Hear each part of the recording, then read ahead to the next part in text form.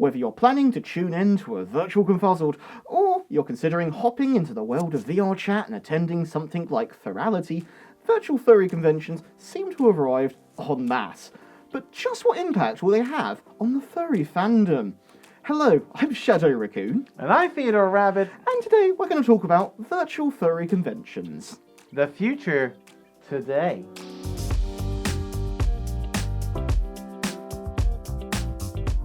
So, at the start of the year, I produced a video about how the furry fandom will change over the next decade. In it, I predicted several things, one of which was the likely rise of the virtual furry convention. We will see old concepts become new ones, with virtual furry conventions appearing online in VR space. While I expected it to be something that grew gradually over the next 10 years or so, no one could ever have predicted what was about to unfold over the first few months of 2020. The coronavirus outbreak has been declared a pandemic. Here's the WHO earlier. Suddenly, the world was turned upside down, and cancellations for furry conventions came fast, and for some are still coming, as the lockdown and event size limitations look set to remain in many places for at least the good part of 2020. Faced with this new reality, the furry fandom turned to a virtual one, and thus the virtual furry convention was born.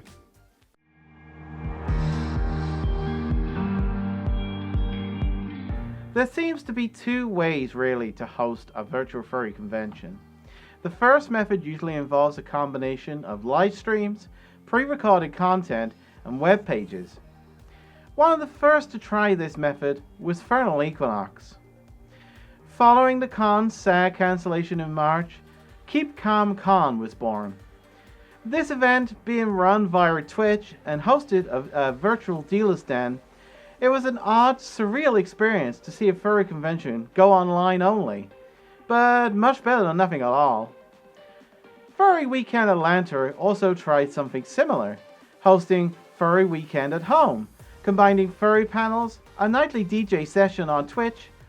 There was also a charity raffle and even a dance competition. The next big name to try this method was Confuzzled. At the time of this video, still a few weeks away, it also features a lineup of panels being streamed on their website and a virtual dealer's den running over the original convention's dates. It also features a panel with us in it, by the way, so if you're watching this before the convention, come and check us out. And if you're watching this afterwards, why not search for a recording? I'm sure there is one somewhere. The other method of hosting a con, of course, is to go entirely virtual, using software to create a virtual world, much like Second Life, really. Furality is said to be the first entirely VR-based furry convention to use this software. Hosted in VR chat, attendees need to download the free VR chat application and can create their own furry avatar to attend. Set to run at the end of May. Again, this will possibly have happened by the time you see this video. Notably, you don't need a VR headset to attend this one, you just need a computer capable of running VR chat.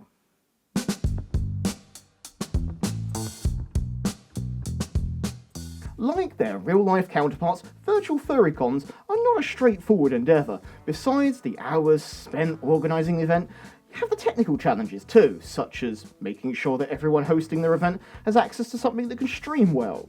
And of course, if you're, one of the conventions that's using VR chat, that models and environments have been created for it. Then of course you have some of the challenges that the attendee might face on their side. Most importantly, the question of will your internet connection work throughout the event? And let's not forget, will you be able to run the software or the website that the con is using to host its event on, such as Twitch or VR chat? Whilst these are quite different from the challenges faced by staff and attendees of a real-life furry convention, let's face it, no one is going to be passing out in the hotel foyer from over fursuiting, they still exist, and they're new, different hurdles that we're going to have to overcome.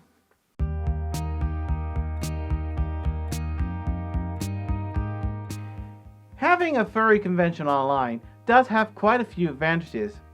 For those of you who maybe suffer from anxiety or cannot handle large crowds, an entirely online environment could be really perfect for you. You can sit back and watch the feed on Twitch and not have some of your usual concerns or fears.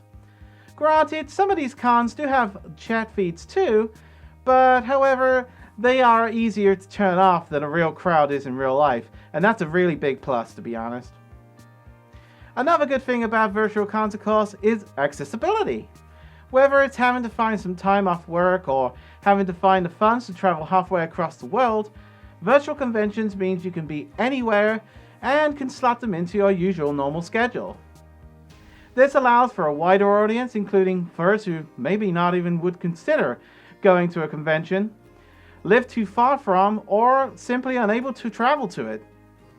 It's also in some ways more environmentally friendly when you think about it, what with less need to travel, no waste generated by the attendees, and of course similar.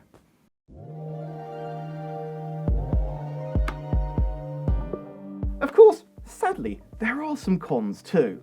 Firstly, the biggest for me at least, is the lack of physical interaction. At a real-life con, it's much easier to just approach furs and have a chat with them. In my experience, I've been able to meet people that I've only ever known online. It's been fantastic, and have a chat with them, get to know them. And I think I speak for both myself and Theodore Rabbit here that we've certainly made a few friends at furry conventions in the past. And you can have a chat with people at a virtual con through the text thing, but it's not quite the same. Another con that applies here, more to us fursuiters, I think, and probably is actually a positive for some non-fursuiters, is of course that you can't really fursuit at a virtual furry con. Yes, if you're hosting a panel on a stream, you can suit. I'm definitely going to be doing that myself. The actual experience of suiting up, heading down to the lobby and just interacting and doing silly things with other fursuiters just doesn't exist. And this is something that a virtual furry convention will just never ever replace for me.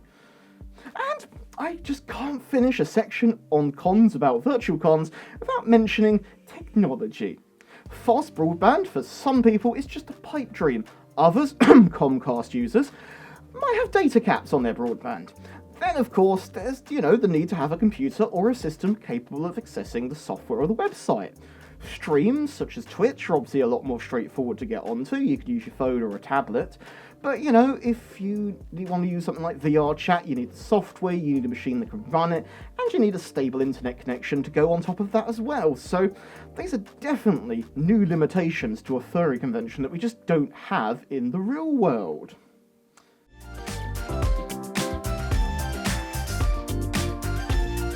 At the end of the day, the events of 2020 are here to stay. It's impossible to imagine a world that wouldn't show some of the changes to the way things run after all of this crisis becomes a long distant memory. And that is how we both see virtual furry conventions. Whilst real-life physical cons will remain run and likely continue to grow in popularity, the virtual furrycon is now here to stay, and as technology evolves and becomes more accessible, they're likely going to become an even bigger part of the furry fandom, opening new avenues for the furry fandom for people, which is great. So what's your thoughts on virtual furry conventions? Have you joined in any? Are you planning to? Let us know in the comments below. If you enjoyed this video, please click the like button, subscribe to my channel if you haven't already, or consider supporting us on Patreon. There's a link in the description below.